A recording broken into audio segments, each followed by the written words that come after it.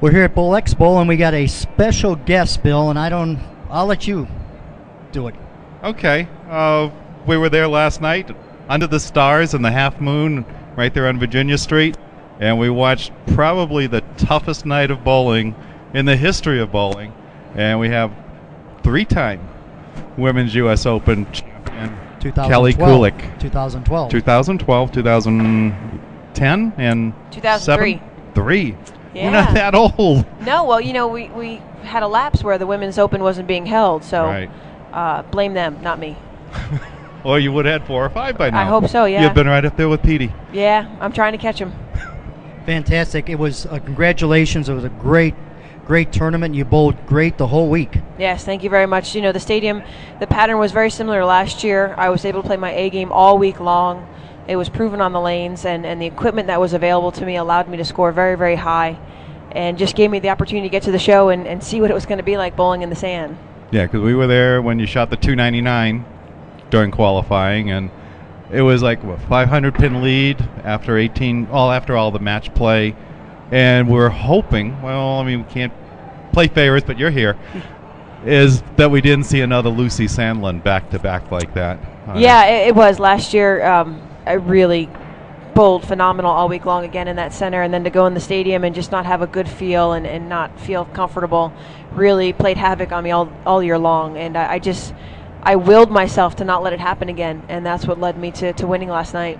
Well, me and Bill were talking, we were watching the ladies bowl, and we thought with those conditions you really had a great shot because of what you can do with the hand positions in your game.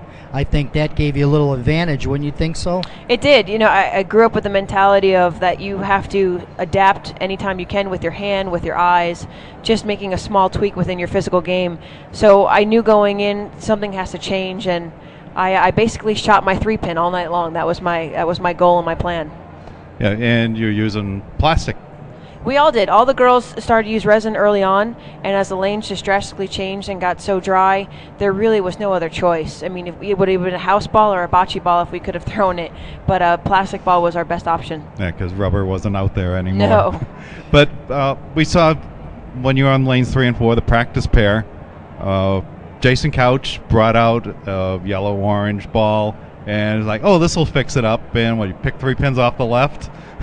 Not the solution then. Well, as the lanes changed, we really thought it played like an international short pattern, 30 feet.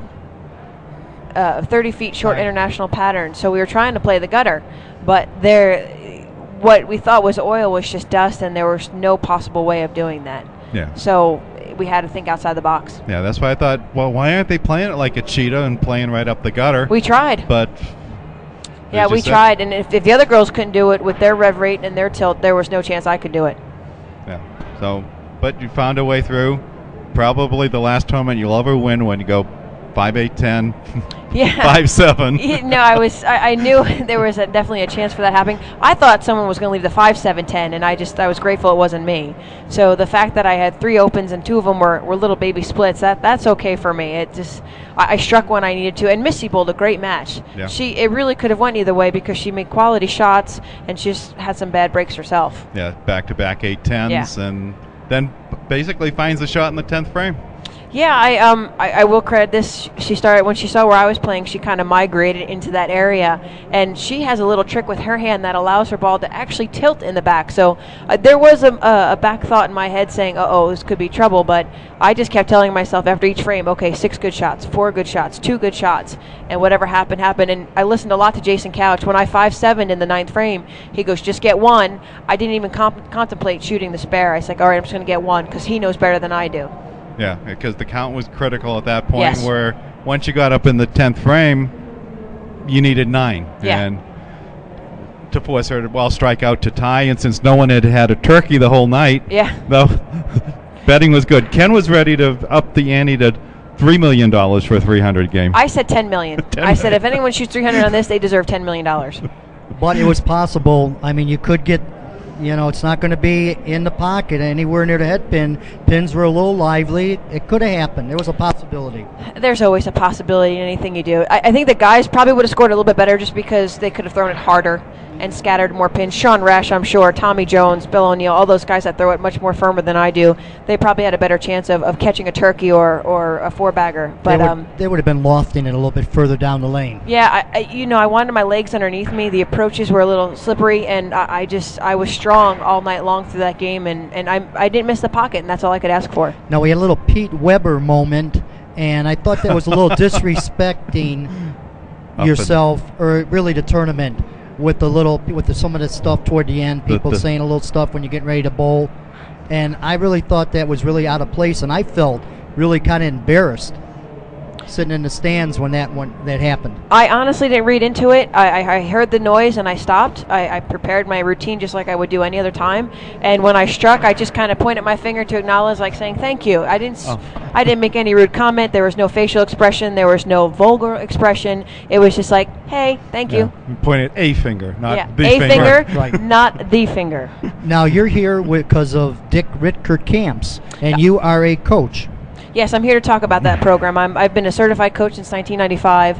Whenever I'm available, I always support the program and teach with them. I'll actually be leaving a week from Sunday to go up to Fishkill, New York to teach a couple days with them. So a strong advocate for the program. Mr. Ritger himself is my mentor by far, and it's just great fundamentals within that structure. Now, have any of the programs changed within the Ritger camps? 'Cause I know I have done them years and years ago, even before 95, but... I will say this, the first-time program is pretty much the same standard because it focuses so much on the fundamentals. Timing, push away, balance, approach, which any first-time bowler should really go through. The secondary program, the repeat program, we're constantly adapting it, just as I did last night, with the releases that the pros are coming with, the patterns that bowlers are seeing. Two-handed bowlers now are very popular, so we have to keep within the mainstream and adapt with what's going on around us. So myself, Bob Ray, Tony Bolello, Don White, we're constantly trying to take in our outside environment and apply it to the program itself. Now, that helps also as you're a bowler. Yeah, I mean, this game, these kids that are coming up through the ranks now, these 15 and 16 and 20-year-olds, they're bowling, when I did in my 30s, that's what their game is tailored to. They're bowling much better now because the coaching is so much better. The technology with the lane conditions and the bowling balls available to the kids are much better than they were 20 years ago. So the skill level is coming out as much greater early on than it is now. And now you'd be ready to head out to the men's tour. And does the $40,000 make it a little easier to go out there, or winning the title going to make it a little bit harder? Money always makes things easier, but to me, the title was the most important thing. This past year on the PBA Tour, I was not successful at all. I had a lot of difficulty just trying to feel comfortable, not within my physical game, but with what I was seeing on the lane. And I have to, each year I come back trying to be smarter, changing the ball technology, changing the drillings, trying to find something that allows me to play my A game longer and not trying to be more like the men, because for a girl I throw it like a guy, but against the guys I throw it like a girl. So I have to, again, come back with a better game plan for this coming season. You weren't the only one on the regular tour that had problems this past season.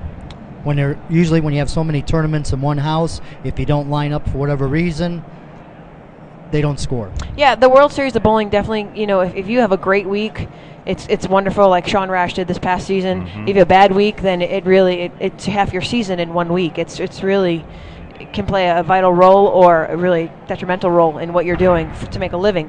So you just have to, again, roll with the punches and see what's going to happen. But you be prepared for that week. That's what I'll do. And then the second World Series, I'll just try to execute and practice and be ready. And maybe this year will be a little bit better than last year. All I can ask is to improve. And what were you using? What kind of equipment? When? I'm sorry, at the tournament. The one. The Open. The Open? I use basically Ebonite products and Track products. We're allowed to throw within our umbrella company, Track, Ebonite, Hammer, Columbia. I threw a 706A. I still favor the Game Breakers. But my biggest block of all was with the new Pursuit, our new bowling ball out right now. And the newly expanded tour, you're going to be doing a lot of overseas. Are you going to be traveling around the world? Back to Team USA days? Or? Yeah, most likely I'm going to pick and choose the international events. Some of the international events don't have women's prize funds. It's a long trek, and some of the prize funds aren't that great. So the risk is not so much really worth the reward. You have to finish in the top 5 to make money or try to break even, and obviously with gas prices and the economy, traveling is becoming more and more expensive. So I will bowl as many as I can, but I will definitely pick and choose what I can and cannot bowl. Yeah, because it's not like it's a tour of hitting 3 or 4 in a row. like Kuala Lumpur, then Europe, and then it's all Abu Dhabi, and then it's like all over the place. Yeah, with 2 days to travel. Most of the players really try to put on clinics. They try to find some work on the side, and if I can do that as well, then I will travel more often. So you can do some Ritger camps while you're there. One of our Don White just came back from I think Bahrain and other international sites to where we're trying to introduce a Ritger program over there. And normally would have Bob Ray. He's in transit someplace right now. He is the advocate of bowling. He'll be on his way to, I believe, Rockford, Illinois for John Summers' camp program, and John is excited. He's got 15 people. He would like a second instructor, and he requested me, but I said, John, my schedule's too busy. Now that you're not doing too much in your dad's body shop, you want to give him a little plug? Yeah, and actually, I just talked to my dad about 20 minutes ago. KBF Auto Body, we're a little slow right now, so my dad was blessed with 3 daughters. He just makes sure that we can make a living at whatever we do and that we stay independent. We didn't have to rely on anybody to be successful. And when I'm back there, I'm his right-hand lady. I'm in the office. I catch up on the paperwork. And he uses me as an excuse that if he doesn't pay a bill, well, my daughter's not here. She's the secretary. So it's a win-win situation. He doesn't need anyone full-time, and I don't have to be there full-time. So it's a blessing. And Fantastic. how much fun was it doing the Bridgestone ads? That was wonderful. It took a full day to shoot. It was strategically planned, from one shoot to the next and how they organized the lane. The people were a blast. Working with the other actors, they really took me under their wing and made me feel very, very comfortable. And it just was a lot of fun, and it's got a lot of publicity with the last 3-4 months with the NHL hockey and basketball. So it's nice. NBC saw Kelly Kulick for the first time. Did you manage to steal that ball? I did not. No, I requested from the agent if I could get it, but they sent me the football instead. Oh, that's not too bad. Yeah. How about a website? Do you have one? I do. It's k2bowl.com. So it's k2bowl.com. Fantastic. And then you're on Facebook and the whole 9 yards, My right? Facebook, yeah, I have to admit, when I'm not busy or when I'm not doing something related to where I have to be working, I'm usually outdoors. I'm in the gym. I just try to keep my mind occupied. I don't get on the computer very much. It's basically to book tickets, rental cars, and hotels. So occasionally I get on and update people where I'm doing.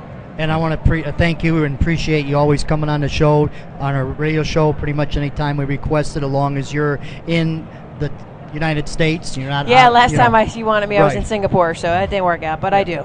We appreciate it. Thank you, and good luck the rest of the season. Thank you, gentlemen. Have a great time with Ritger camps. I will. Thank you. Bye-bye.